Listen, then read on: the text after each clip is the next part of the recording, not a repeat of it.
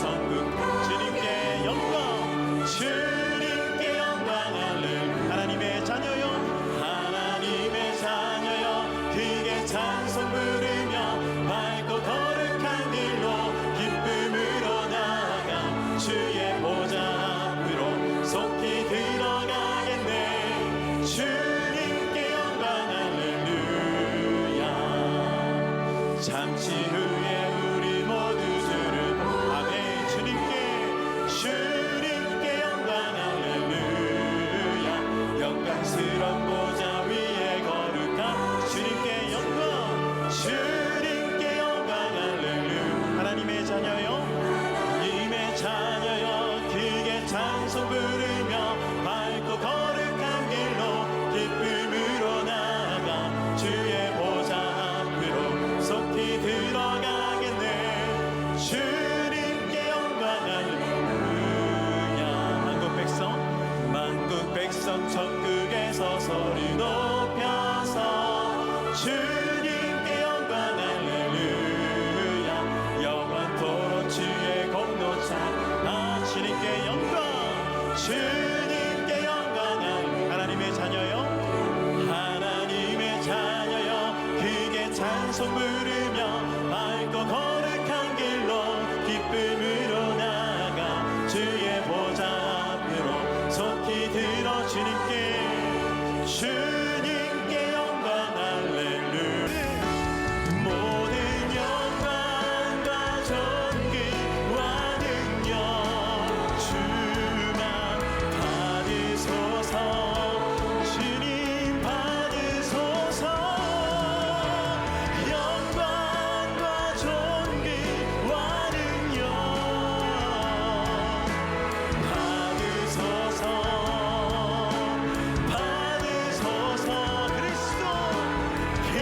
그리스도 살아계신 하나님. 우리 처음부터 고백합니다. 주님 큰 영광 받으소서. 주님 큰 영광 받으소서. 홀로 찬양 받으소서. 홀로 찬양 받으소서. 모든 이름 위에 뛰어난 그 이름 온 땅과 하늘이 다 찬양해. 겸손하게 우리 무릎 꿇 주님의 이름 앞에 주 이름 앞에 영광 돌리세. 모두 절하세. 모두 절하세. 독생자 우리 함께 우리의 왕을 찬양합시다. 주님께 찬양 드리리. 모든 영광과 존귀와 능력 주만 받으소서. 주님 받으소서. 영광과 존귀와 능력 받으소서. 받으소서.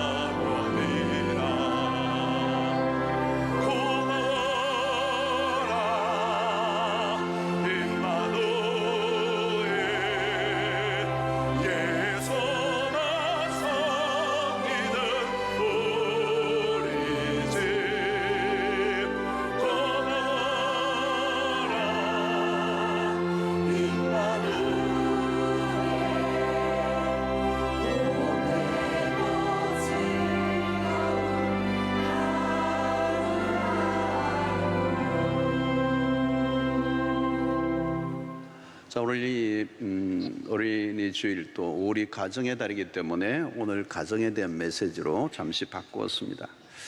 자, 우리 시대의 위기는 기초들이 흔들리는 것입니다. 그 기초 중에 하나는 가정이라는 기초가 흔들리고 있습니다. 왜 이렇게 많이 흔들리는가?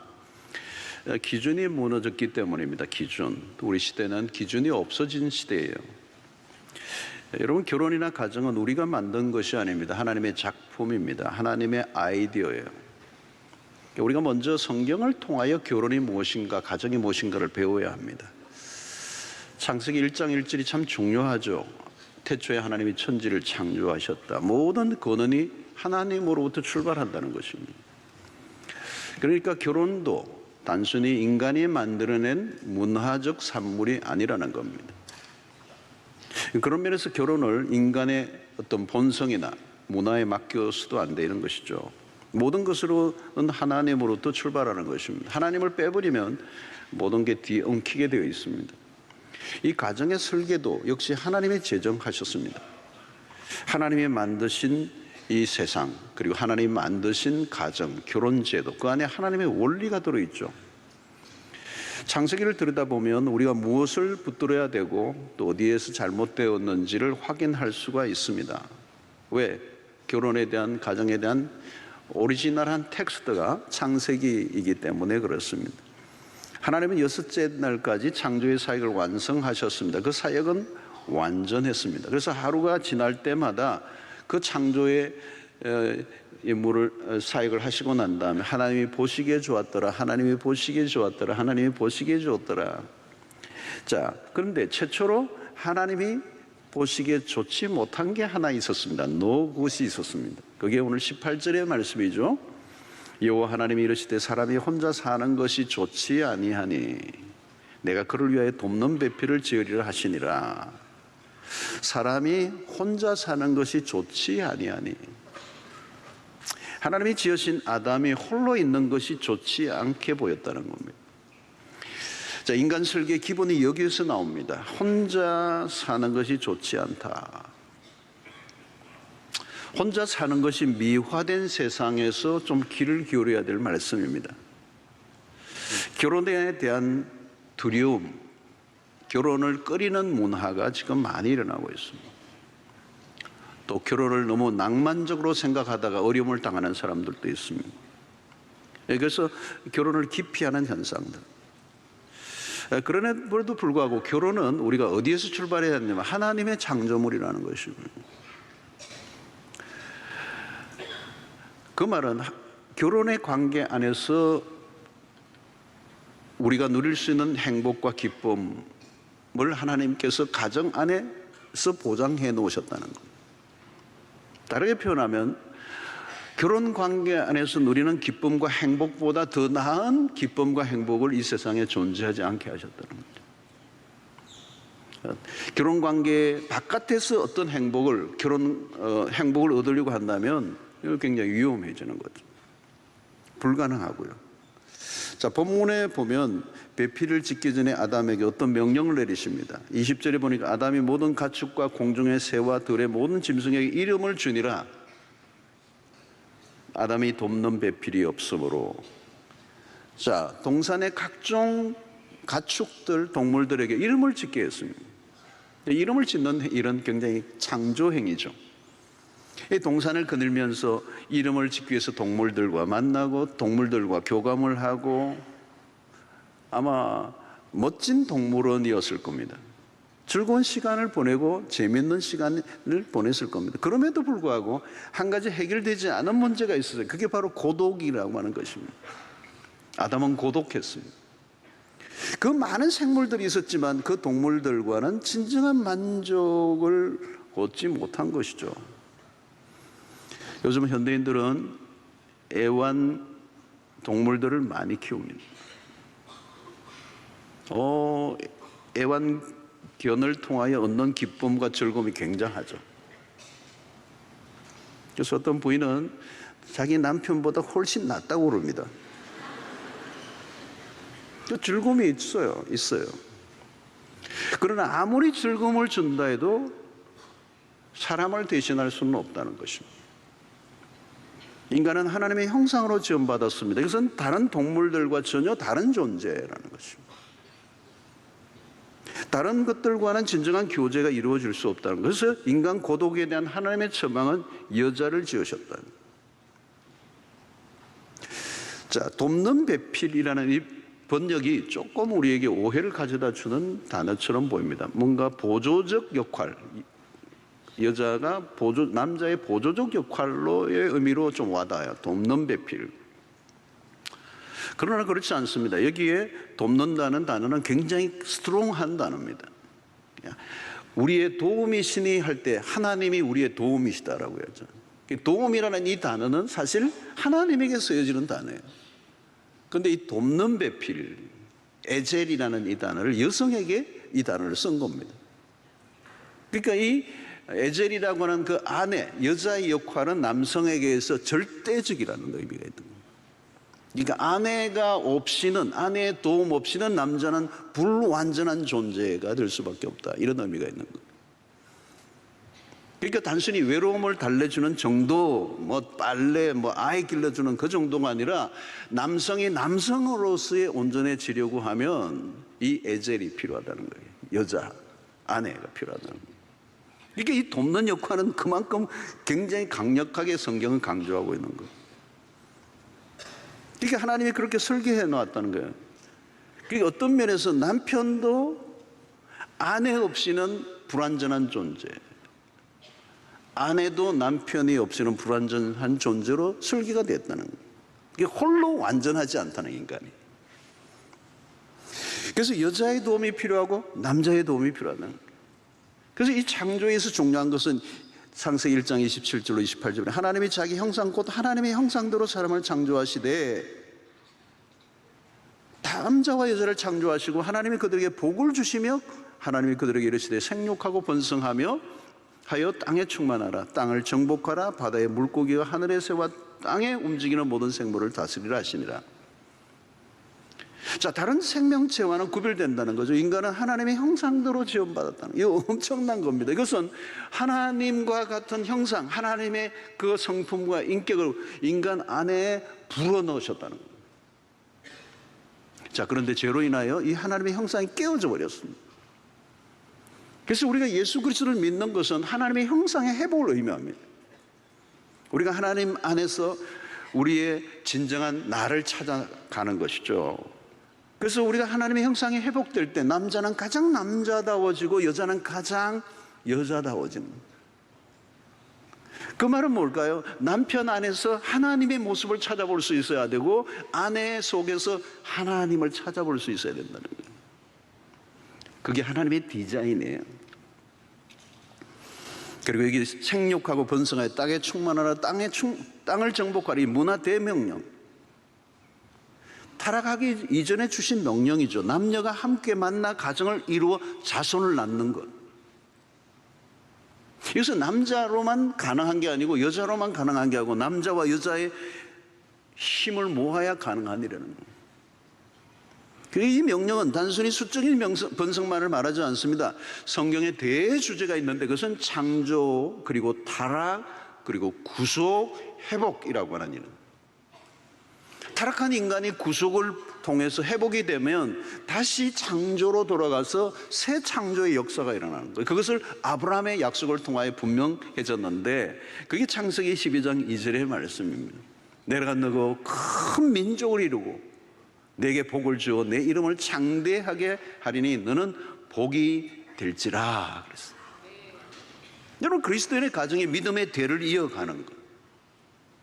여러분, 성경에서 복이라고 할 때 그 복은 생명과 연결이 되어 있어요. 여러분, 이 한국이 지금 인구 감소로 가장 급격하게 붕괴되는 나라로 분류되어 있습니다. 지금 한국의 탑이에요, 탑. 출산율이 지금 0.6으로 떨어졌어요. 결혼에 대한 부정적 여론이 팽배합니다. 결혼을 기피하는 문화가 생각보다 깊습니다. 물론 환경적으로 어려운 요소들이 많은 게 사실이에요. 그럼에도 불구하고 그리스도인은 사회와 문화적 영향보다 성경에서 답을 찾아내야 된다는 거예요. 가정을 통한 하나님의 명령에 순종하는 것이죠. 그래서 결혼에 대한 하나님의 아이디어는 아름다운 것입니다. 가정을 통해서 이루어질 하나님의 뜻이 놀라운 것이라는 것. 여러분, 여기 생육하고 번성하는 것, 그것이 그리스도인에게 주신 명령입니다. 하나님은 생명을 존중히 여기시고 그 생명을 일으키시는 분이죠. 그래서 생육하고 번성하고 땅에 충만하라. 여러분, 성경은 자녀가 하나님의 복이라고 말합니다. 여호와의 주신 기업이라고 말합니다. 그의 태의 열매는 상급이라고 말합니다. 이 생명의 가치에 대한 존중심이 성경 안에는 가득 차 있습니다. 오늘 여러분, 하나님의 형상을 따라 지음받은 인간으로서의 존중이 여김을 받는 것, 오늘날 그리스도인들이 이 명령에 적극적으로 순종해야 하는 것입니다.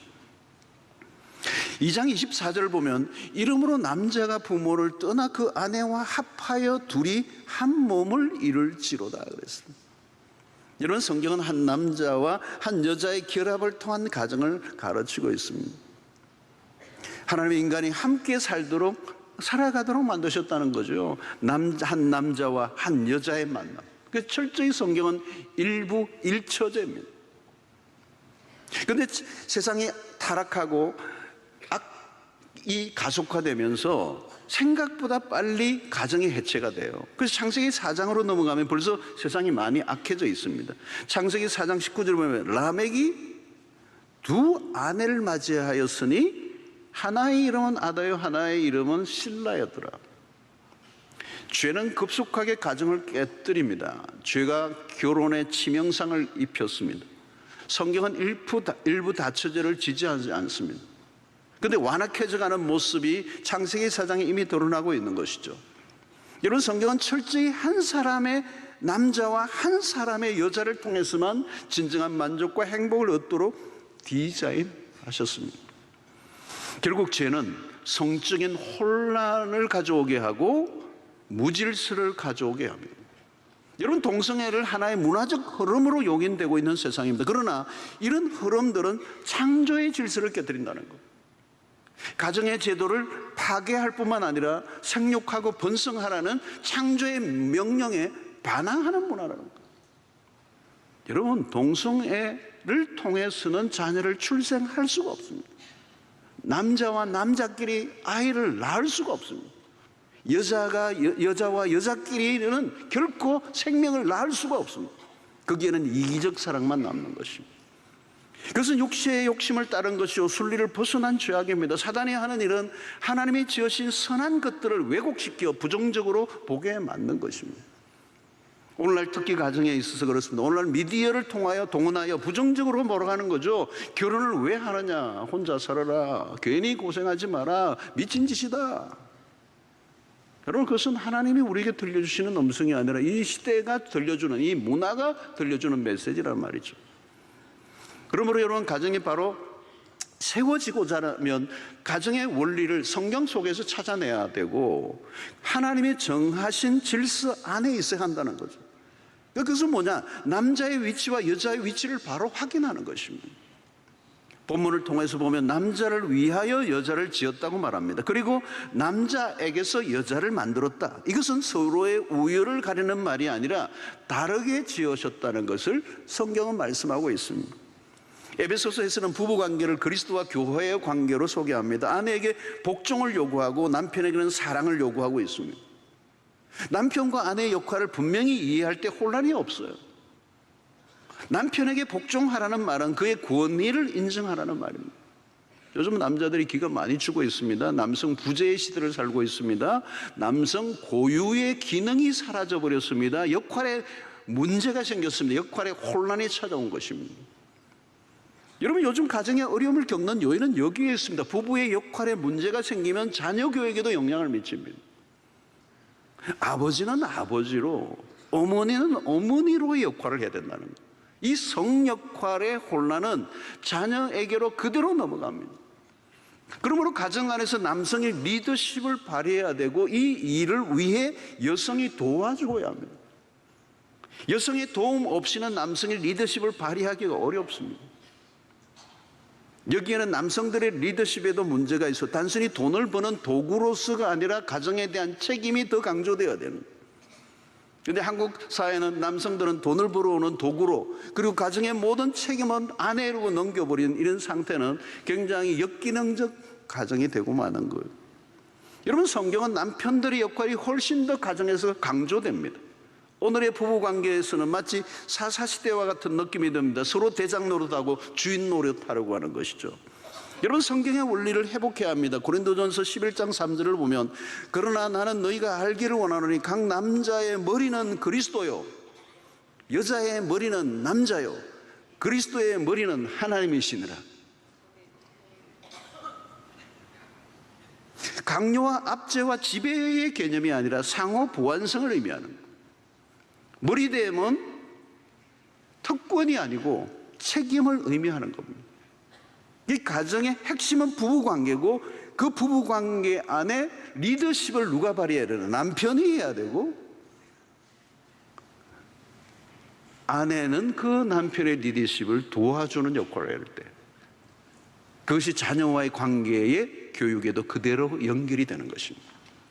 자, 부부관계 안에는 상호 보완적인 면이 들어있습니다. 둘 다 서로가 필요한 존재라는 겁니다. 여기는 이기심이 들어설 공간이 없습니다. 만약에 도움을 받지 않겠다거나 도움을 주지 않겠다고 주장하면 함께 불행해지는 거. 한 사람만 불행해지는 법이 없습니다. 결혼한 이후부터는 함께라는 거죠. 그래서 서로를 소유하려고 해서는 안 돼.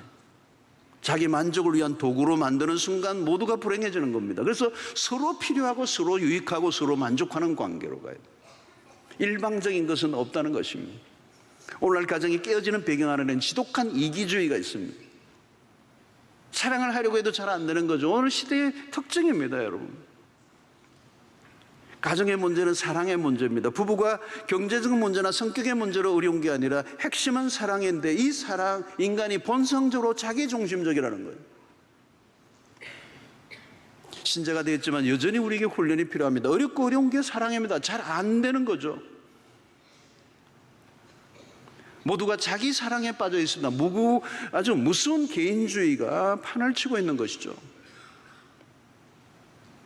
여러분, 이 이기심의 극복은 어디에서 가능합니까? 십자가밖에 없습니다. 철저히 상대를 위해 죽어줄 수 있다면 십자가의 원리 외에는 다른 길이 없어요. 내가 상대를 기쁘게 하기 위해 존재하지, 나의 기쁨을 위해서 상대를 도구화해서는 안 된다는 것입니다. 그래서 주님이 가르쳐주신 황금률이 부부관계 안에도 너무도 중요합니다. 마태복음 7장 12절을 보면, 그러므로 무엇이든지 남에게 대접을 받고자 하는 대로 너희도 남을 대접하라. 이것이 율법이요 선지자니라.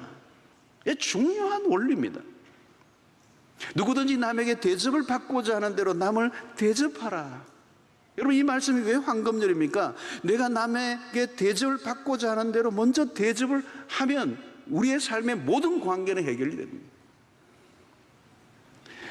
여러분, 그런데 이 구절은 세상 사람들은 실천할래 할 수가 없습니다. 내가 받지 않았는데 주는 사람이 없어요.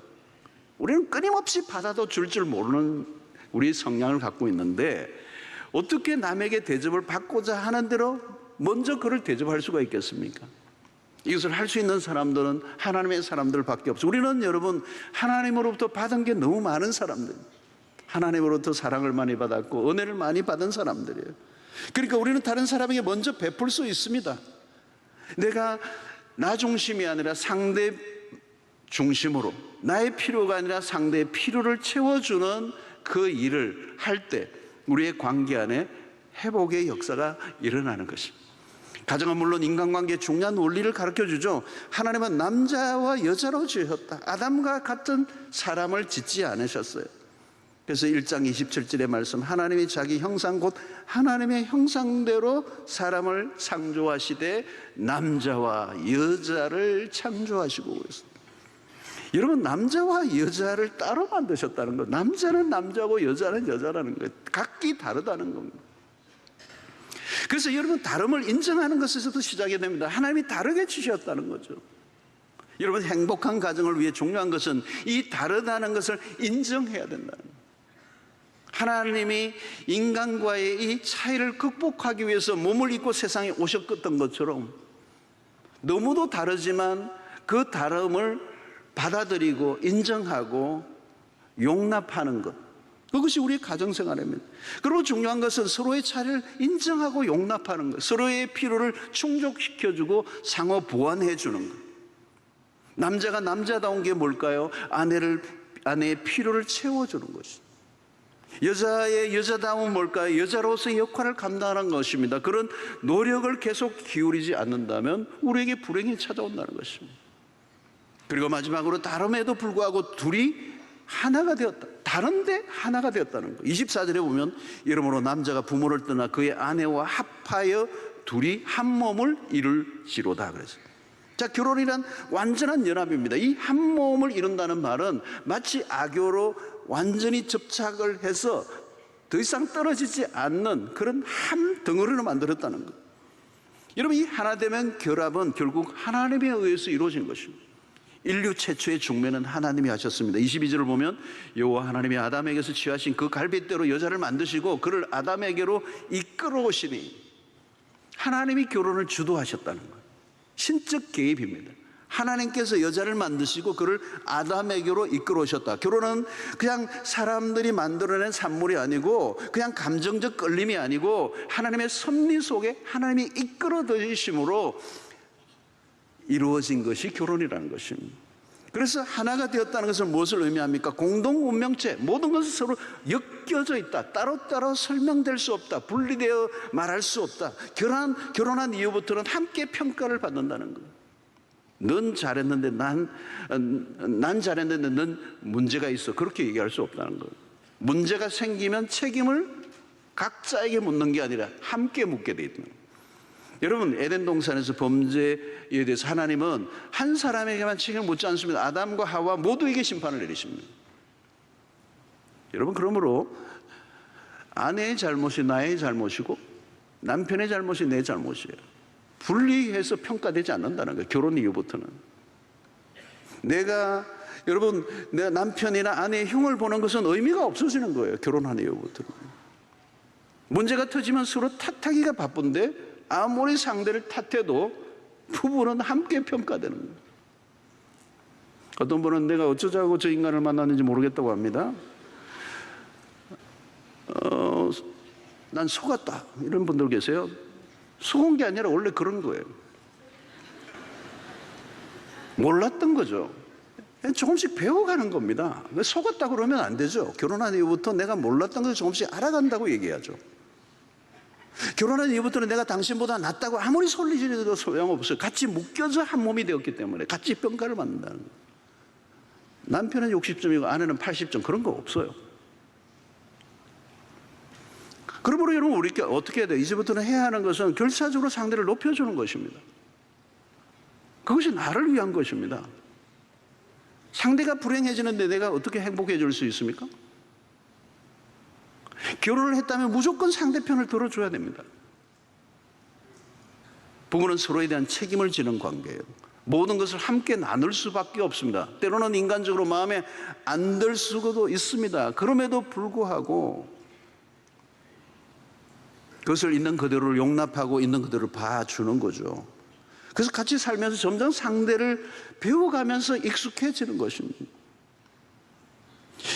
결혼할 이후부터는 무조건 배우자를 기쁘게 하는 일이 우선입니다. 아내를 기쁘게 하고 남편을 기쁘게 하는 것이 우선입니다.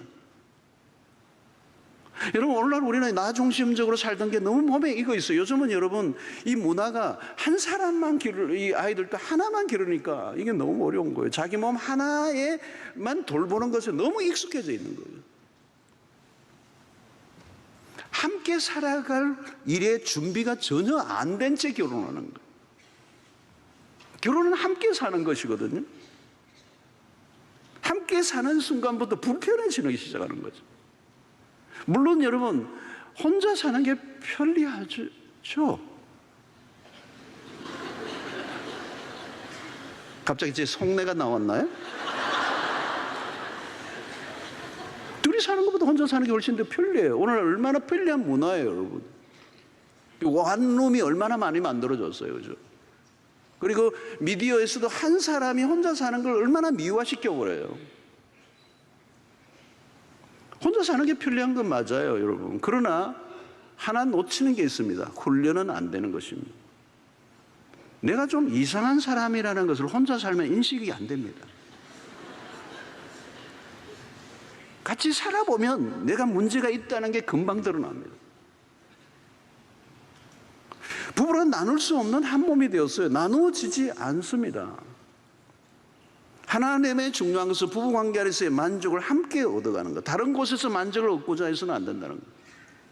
하나님이 그렇게 허락해 주지 않았다는 거죠.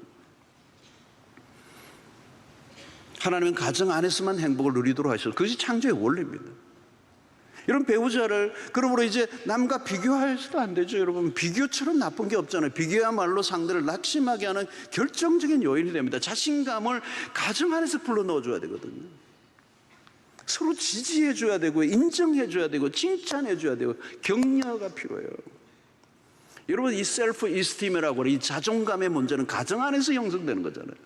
처나 바깥에서 아무리 유명하고 탁월한 성공적 인생을 살아도 가정 안에서 아내가 남편을, 남편이 아내를 인정해주고 지지하고 격려해주지 않으면 자존감은 하나씩 바닥을 치게 되는 거예요. 건강한 가정 안에서 자라난 아이들의 자존감이 높아지잖아요. 아내로부터 남편으로부터 가장 존귀한 존재로서의 가치를 깨닫게 해주는 거. 여러분, 가정 안에서 존재의 가치를 느끼게 될 때 삶에 의욕이 생깁니다. 가장 존귀한 남편이고 아내로 인정받을 때 힘이 나는 거잖아요. 그리스도 안에서의 존귀한 가치를 발견하는, 배우자만이 가지고 있는 가치를 인정해주고 세워주는 이 장점을 보는 눈을 가져야 됩니다. 그리스도와 교회의 신비로운 결합처럼 부부관계가 갈수록 깊어져 가는 거죠. 가정 안에 비밀이 있는 것입니다. 창세기 3장 21절을 보면 여호와 하나님이 아담과 그의 아내를 위하여 가죽 옷을 지어 입히시니라. 여러분, 최초의 아담과 하와가 죄를 범하니까 여러분 1장 2장 마지막에 보면 뭐가 있습니까? 벌거벗었으나 부끄러워하지 아니었다는 부부의 관계는 신비로운 관계예요. 그런데 죄를 짓고 나니까 서로의 shame, 부끄러움을 느끼기 시작하고 이 무화과 나무 잎으로 자기의 몸을 가리기 시작한 거죠. 이게 옷을 지어 만드는 이게 패션의 출발이면서 종교의 출발이에요. 인간의 노력으로 자신을 이렇게 포장하기 시작한 거예요. 정직한 만남이 불가능한 거예요. 왜? 서로를 바라볼 때 판단하기 시작했기 때문에. 그때 하나님의 처방은 여호와 하나님이 아담과 그의 아내를 위하여 가죽옷을 지어 입으시다는 거예요. 이 가죽옷은 뭘까요? 짐승을 잡아서 피를 흘려야 가죽옷이 만들어지는 거예요. 바로 예수 그리스도의 십자가의 죽으심을 예표하는 사건이. 다시 말하면 하나님의 은혜로 그들의 허물을 덮어주신 거죠. 여러분, 우리의 가정에 하나님의 은혜가 필요합니다. 하나님의 은혜가 필요해요. 결혼에는 우리를 행복하게 해줄 마술 단지가 존재하지 않습니다. 우리가 하나님으로부터 받은 은혜가 있어야 가능합니다. 여러분, 우리의 전통적인 가정은요 다 역기능적이에요. 우리의 아버지가 그 아버지로부터 받았던 상처들을 그대로 자녀들에게 흘려보내고 그 상처를 안고 준비 안 된 채 결혼을 하고 그리고 살아가다 보니까 그 상처가 부부의 관계에서 끊임없이 흘러나오고 그것을 모습을 보던 자녀들이 그걸 모습을 보고 자라면서 또 준비 안 된 채 결혼을 하고 그리고 그 안에 있는 분노와 여러분, 내가 아무리 분노를 안 하겠다고 해도 어느 순간 터져버려요. 나도 모르게. 왜? 내 안에 있는 그 상처가 건드려진 거거든요. 그 상처가 어디로부터 온 것입니까? 가정에서 온 거예요. 그 누구도 여러분 복음을 경험하지 않았던 우리의 한국 땅 안에 그 어떤 가정도 정상적인 가정이라고 볼 수 없어요. 성경적 프리즘으로 갖다 대면요 모순과 상처와 아픔과 어려움들로 가득 차 있는 거예요. 그래서 알코올 중독자인 아버지 아래서 분노하며 자랐던, 나는 죽어도 저 아버지처럼 살지 않겠다고 했던 그 작정했던 그 아들 안에 그 아버지에 대한 분노의 감정이 상처로 뜨득뜨득 붙어서 엉어리져서 알코올 중독자가 되든지 아니면 마약 중독자가 되든지 때로는 도박 중독이 되든지 다른 중독으로 빠져요. 왜? 본 게 그거였기 때문에. 내가 안 하겠다고 하지만 받았던 상처가 그대로 자신의 삶에 드러나는 것입니다.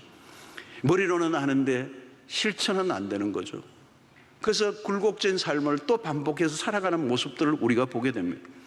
여러분, 함께 전혀 다른 사람이 함께 살아간다는 것은 너무도 어려운 일입니다. 로맨스가 아닙니다. 사랑하는 일에 우리가 얼마나 미숙한 존재인가, 얼마나 이기적인 존재인가. 그러므로 날마다 연약하고 깨어질 수밖에 없습니다.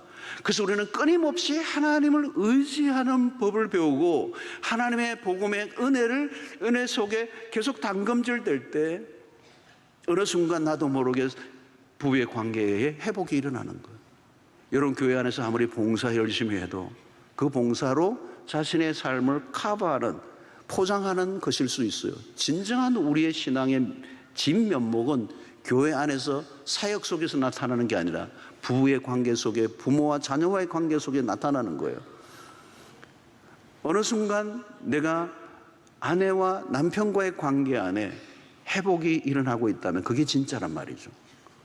어느 순간 싸움이 줄어들고 싸워도 지혜롭게 싸우기를 시작하고 하나님의 은혜가 흐르기 시작할 때 정말 용서가 안 되던 게 용서가 되고 이해가 되고 용납이 되고 품어지는 역사.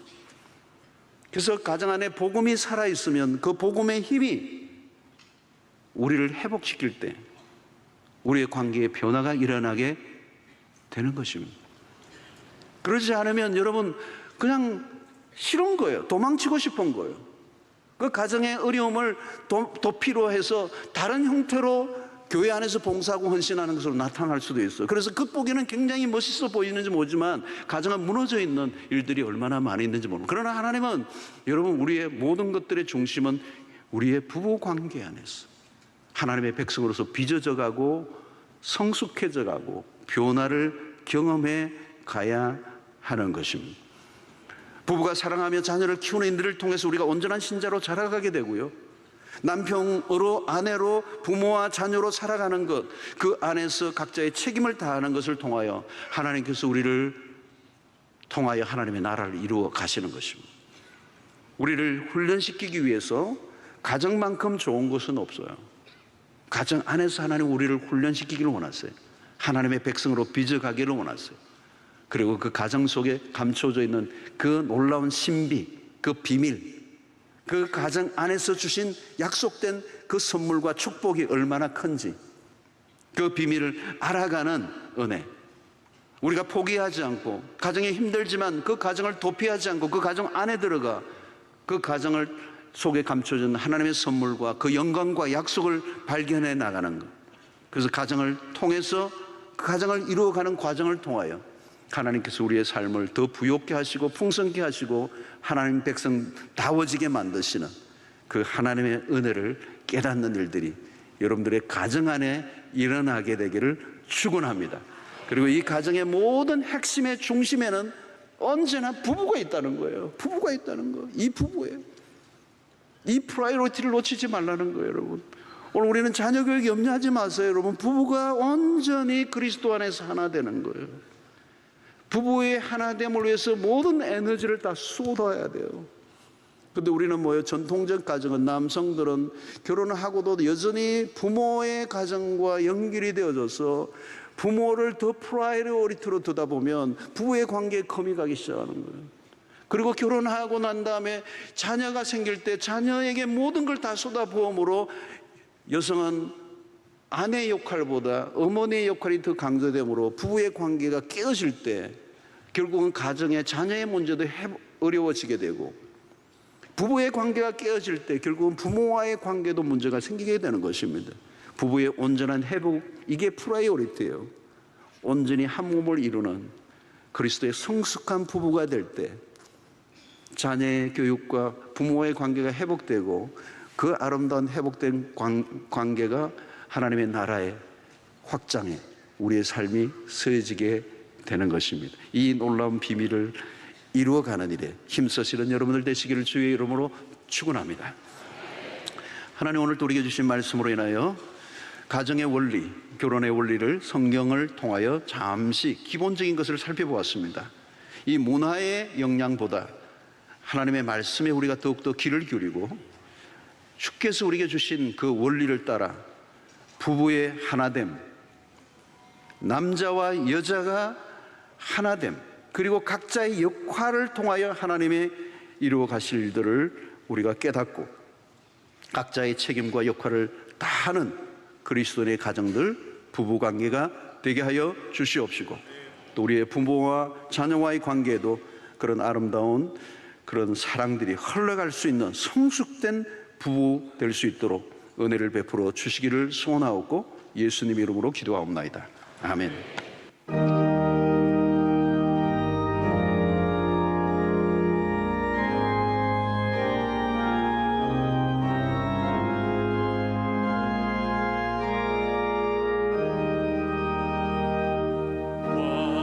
완전한 사랑 하나님의 사랑 바람이 없는 사랑의 영원 도란 없네요 보람 있게 살아 성모가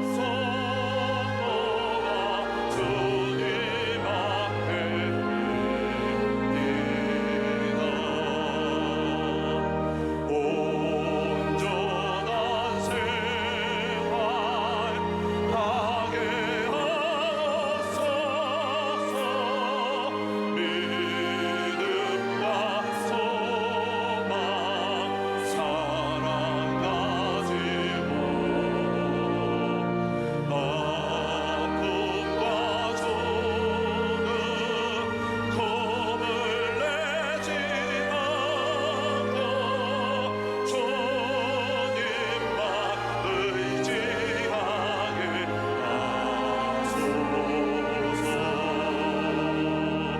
슬픔을 이길 기쁨 주시옵고 아픔을 없앨 영광 되리사 사랑의 아침 환히 동떠는 행복한 나날 되게 하소서 사랑의 쟁점 나의 참된 소망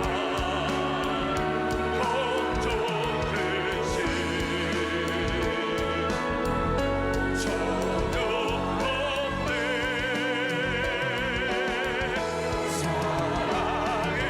전혀 없네 사랑의 전에 갈 길 인도하는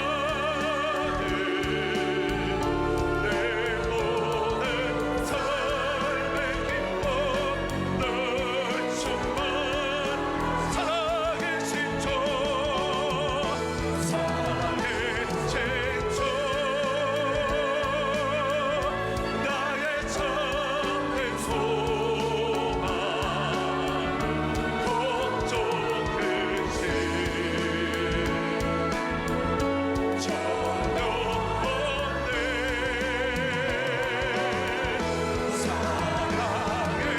사랑의 전에